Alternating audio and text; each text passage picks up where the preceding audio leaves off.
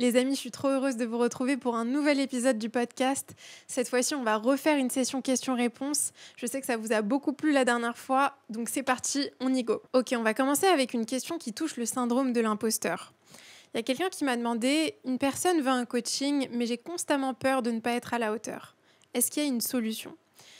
Ça, c'est une question qui peut s'appliquer à n'importe quelle situation où on a peur de ne pas être à la hauteur. On a peur de ne pas être suffisamment légitime. Et ça, c'est quelque chose qu'on appelle souvent le syndrome de l'imposteur. On se sent imposteur parce qu'on ne se sent pas légitime à prendre l'action qu'on nous amène, qu'on nous invite à prendre. Dis-toi toujours une chose, si quelqu'un te sollicite pour quelque chose, c'est que tu es légitime.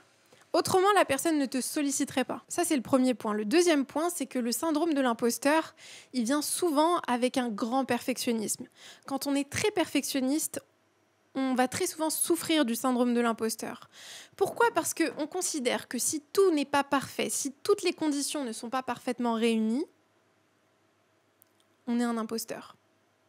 En fait, si on ne maîtrise pas quelque chose à 100%, donc parfaitement, si on n'a pas les conditions parfaites, si on n'a pas 100% des connaissances, alors on est un imposteur. Alors on n'est pas légitime à aider l'autre. On n'est pas légitime à se lancer. On n'est pas légitime à se lancer dans un projet ou à faire ça ou à faire ci. Ça, c'est du perfectionnisme et c'est ce qui nous donne la sensation d'être un imposteur.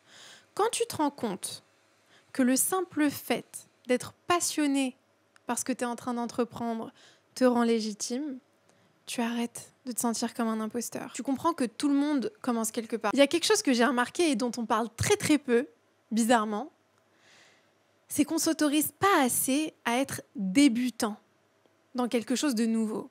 Autorise-toi à être nul dans quelque chose de nouveau pour toi.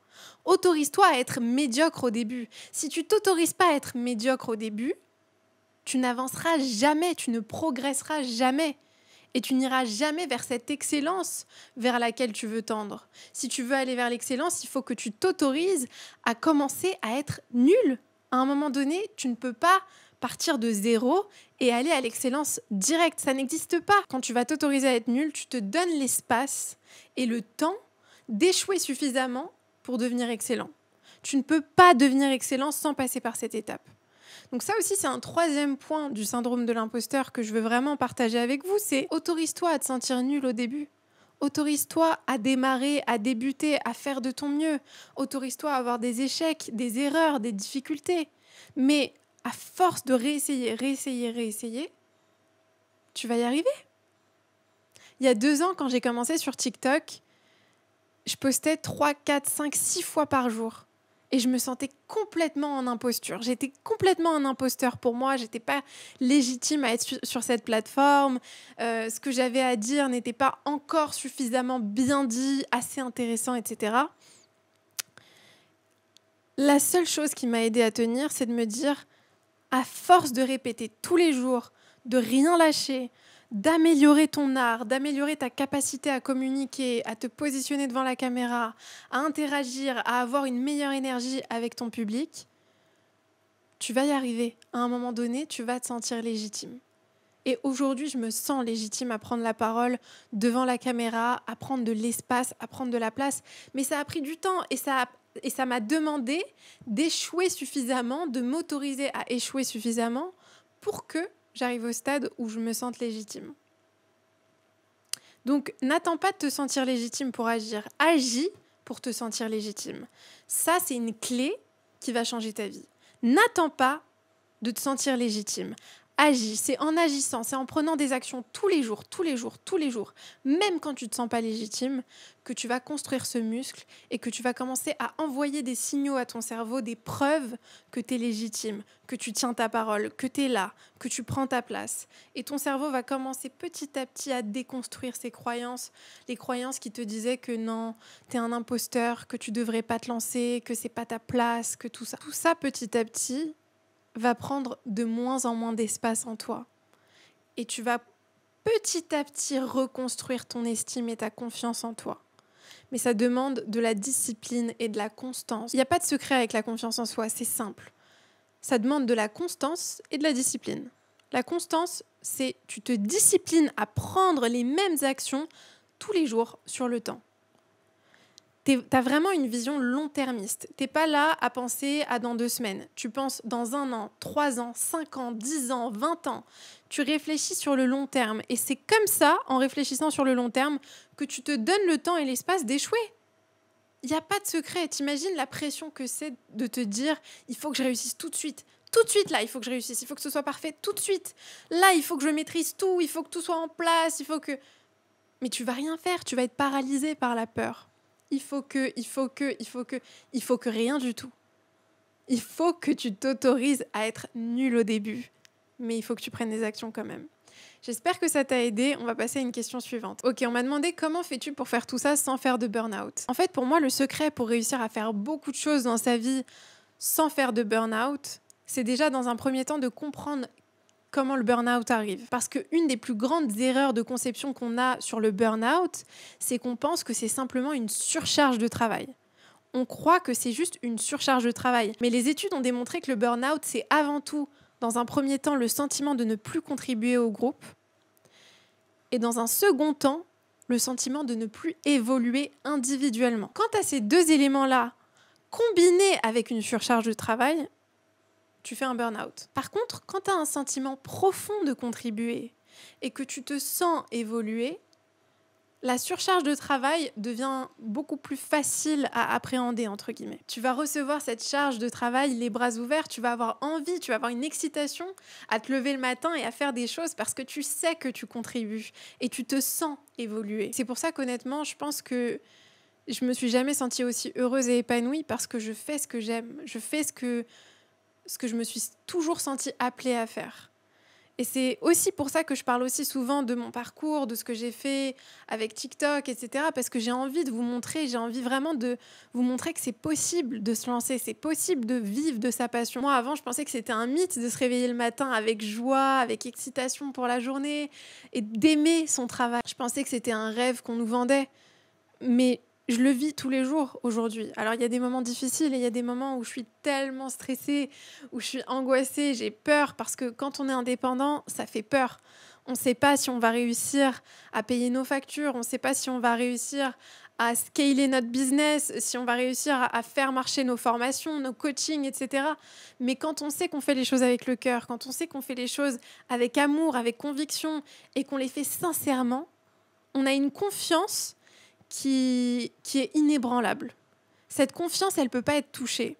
Parce que finalement, c'est ça qui fait que tu ne te sens pas imposteur. Le syndrome de l'imposteur, tu le tues à partir du moment où tu fais les choses d'un espace de sincérité et de passion pour ce que tu fais. Quand tu es sincèrement passionné par ce que tu fais, tu ne peux pas être un imposteur. A contrario, tu as des personnes qui peuvent avoir 10 000 diplômes et faire le même travail depuis des années et des décennies, mais qui détestent ce qu'ils font, qui ne le font pas sincèrement par passion. Pour moi, quelqu'un qui fait les choses par passion est 100 fois plus légitime. Parce que cette personne, elle va aller tellement profondément dans les sujets. Elle va tout faire pour comprendre, pour maîtriser ce qu'elle est en train d'apprendre, pour faire évoluer son art, parce qu'elle le fait avec le cœur. Donc, rappelle-toi ça quand tu te sens illégitime, quand tu as peur d'être un imposteur, quand tu te dis que c'est pas ta place ou que tu devrais pas aller là où tu veux aller.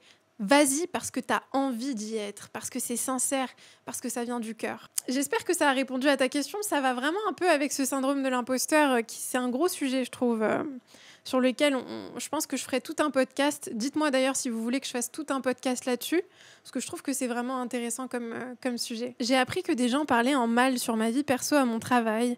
Comment réagir? Merci. Ça, c'est une bonne question parce que je pense qu'on a beaucoup été dans ce cas-là. Beaucoup de personnes traversent ce genre de situation. Si tes collègues parlent mal de toi sur ta vie personnelle dans ton travail, t'as pas 36 000 solutions. La première chose à faire, c'est d'être totalement détaché de ce que tes collègues peuvent dire sur toi. Il faut savoir que si tes collègues passent leur temps à parler de ta vie perso, c'est que tu les intéresses énormément. Qu'ils parlent en bien ou en mal, c'est que tu les intéresses. C'est que eux-mêmes ont un vide tellement important dans leur propre vie qu'ils essayent de le combler en parlant de toi et en parlant de ta vie à toi.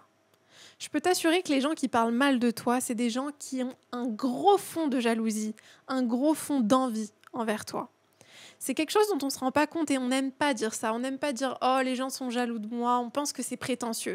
Faut arrêter, c'est pas prétentieux, c'est réaliste. Quelqu'un qui vient parler mal de toi, de ta vie personnelle, de choses qui ne le regardent absolument pas, c'est quelqu'un qui a été piqué à un niveau inconscient. Quand quelqu'un parle mal de toi derrière ton dos et que ça t'affecte, n'oublie jamais une chose. Quelqu'un qui parle mal de toi, c'est quelqu'un qui a été réveillé parce que toi, tu dégages. Il y a quelque chose chez toi que tu dégages, que tu émanes, qui est venu réveiller une peur chez lui. Pour rassurer cette peur et pour calmer ses insécurités, cette personne, qu'est-ce qu'elle fait ? Elle va mal parler de toi, elle va te dénigrer, elle va te rabaisser auprès des autres. Parce que c'est sa manière à elle de se rassurer sur ses propres insécurités. N'oublie jamais ça. C'est quelque chose qui va te permettre de prendre un certain recul et te détacher de ce que les autres peuvent dire de toi. Ensuite, moi, ce que j'aurais tendance à te conseiller, c'est quelque chose qui peut être inconfortable, mais qui peut être un très bon exercice pour toi. N'hésite pas à mettre tes collègues mal à l'aise.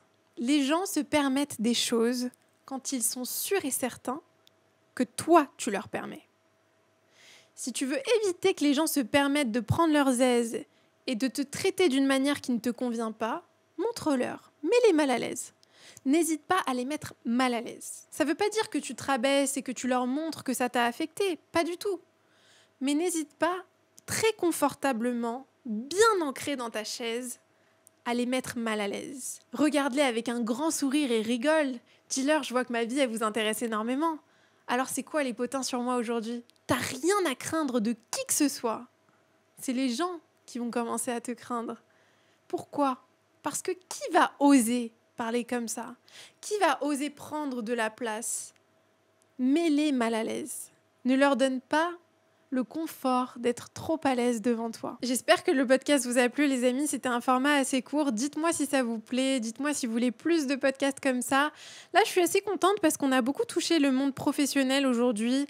Syndrome de l'imposteur, burn-out, ragot de travail. Tout ça, c'est des sujets vraiment importants et qui me touchent beaucoup.